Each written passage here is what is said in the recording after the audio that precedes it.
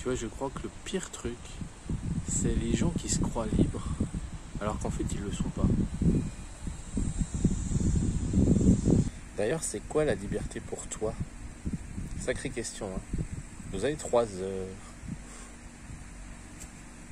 Voilà, ça y est, on y est. Ça fait 100 jours sans compulsion alimentaire. Ça y est, j'ai réussi. Alors, je te fais une petite vidéo rapide. Là, je me prépare à partir en vacances. C'est le mois d'août, il fait beau. Je profite un petit peu, du coup, j'en profite pour me relâcher un petit peu. Voilà, je t'ai pas fait des vidéos tous les jours parce que j'avais juste pas envie, tu vois, j'étais bien, donc je vais pas te faire des vidéos quand je suis bien. Mais là, je te fais une petite vidéo rapide avant de partir en vacances et juste pour te dire, ça y est, je suis au 100e jour sans compulsion alimentaire. J'ai réussi mon défi et je suis super content. Maintenant, il y a toujours, tu sais, une petite partie de moi qui dit ouais, mais tu vois, c'est facile pour toi, t'étais prêt ou t'avais les techniques, tu vois, tu savais comment faire.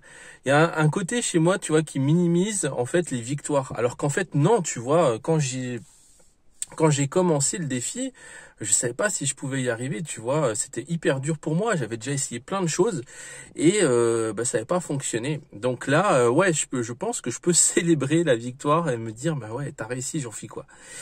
Et en fait, n'importe qui est capable d'y arriver à partir du moment où il met en place les bonnes règles, les bonnes habitudes. Je te ferai une vidéo complète pour faire le bilan des 100 jours où je te détaillerai un petit peu toutes les étapes et où on va vraiment mesurer un petit peu, voir les résultats.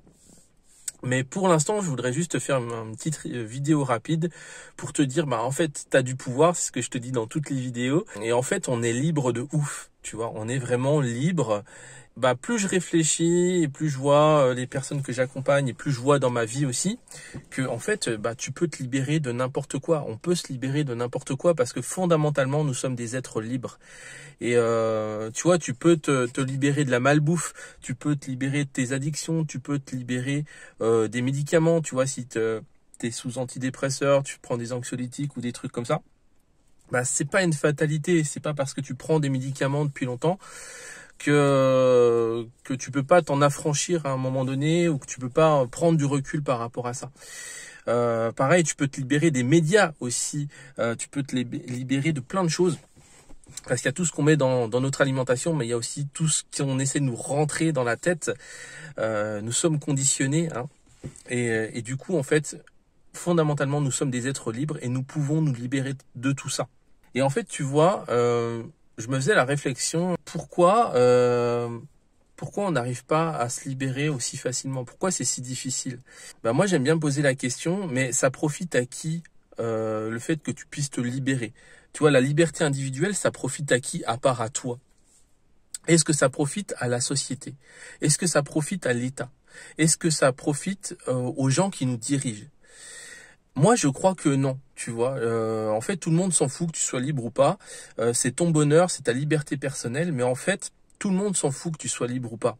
Donc, il n'y a que toi qui peux te libérer, et c'est certainement pas l'État ou les gens qui nous dirigent qui vont nous encourager à nous libérer, parce que si on se libère, du coup, tu vois, chaque personne en fait qui prend son pouvoir, qui prend sa liberté individuelle, eh bien c'est une personne en fait qui est plus difficile à contrôler par définition. Et on le voit bien en ce moment dans l'actualité.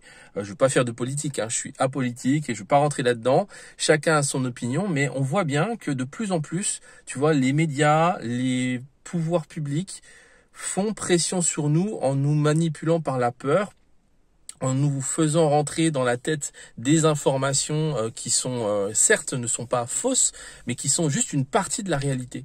Et du coup, on déforme la réalité comme ça pour te faire croire des choses et pour te faire prendre des décisions qui vont pas forcément dans ton intérêt, mais plutôt dans l'intérêt des pouvoirs publics. Dans l'intérêt de quoi? Des labos pharmaceutiques, tant qu'ils te vendent des médicaments, qu'ils te vendent des compléments alimentaires et des trucs pour faire marcher leur business, c'est bien, ils en ont rien à foutre que tu sois libre, tu vois, à partir du moment où tu payes. Pareil pour la malbouffe, tu vois, je veux dire, on sait tous que c'est important de bien manger, de manger 5 fruits et légumes par jour et toutes les choses qu'on nous rabâche à longueur de journée. Mais pourquoi on n'y arrive pas? Mais parce qu'on a tout le temps des tentations. En fait, Qu'est-ce qu'on fait pour maintenir un individu enchaîné, en fait, pas libre? Eh bien, on lui vend de la sécurité à outrance, tu vois, parce que la sécurité c'est bien, mais trop de sécurité en fait tue la liberté. Donc on te vend de la sécurité, c'est pour ça que, regarde qu'est-ce qui se développe en ce moment, bah, c'est les banques, c'est les assurances, c'est tous les trucs qui vont te contrôler en fait, et on te vend de la sécurité, on te vend aussi du divertissement pour bien t'empêcher de réfléchir et t'empêcher d'aller sur les vraies questions et les vrais problèmes. Alors, c'est bien de se divertir, mais je veux dire, passer sa journée à regarder la télé, à faire des jeux, à suivre des trucs débiles, ça t'empêche de te poser les vraies questions et de prendre en main ta vie. Mais fondamentalement, t'es libre. Fondamentalement, t'es libre et c'est une décision. Alors oui, je sais, ça fait peur de prendre sa liberté, surtout quand on a l'impression d'aller à contre-courant de tout le monde, surtout quand on fait pression sur nous, quand on nous manipule par la peur, quand on nous fait une sorte de chantage. Bah oui, ça fait peur, on ne sait pas de quoi l'avenir est fait, on a peur pour notre avenir, on a peur pour nos enfants. Tu sais, moi je suis comme toi, tu vois, je sais pas de quoi demain est fait, je sais pas comment ça va se passer en septembre, je sais pas comment cette fin d'année va se terminer. Il va y avoir en tout cas beaucoup de changements, ça va être assez tumultueux, ça c'est sûr, mais tu vois, je sais pas comment ça va se passer. Par contre, ce que je sais, c'est que je crois en mon potentiel d'adaptation. Tu peux faire pression sur moi comme tu veux, en m'interdisant des libertés, en m'imposant des choses et des restrictions, je reste libre et je sais que de toute façon je pourrai m'adapter. Je trouverai des moyens de m'adapter, je trouverai des moyens de faire preuve de résilience. Moi je crois fondamentalement en l'humain, c'est-à-dire que l'humain, tu vois, il peut avoir toutes les merdes possibles, il peut traverser toutes les difficultés possibles et imaginables. L'être humain, s'il y a bien quelque chose qui caractérise un humain, c'est sa capacité d'adaptation et de résilience.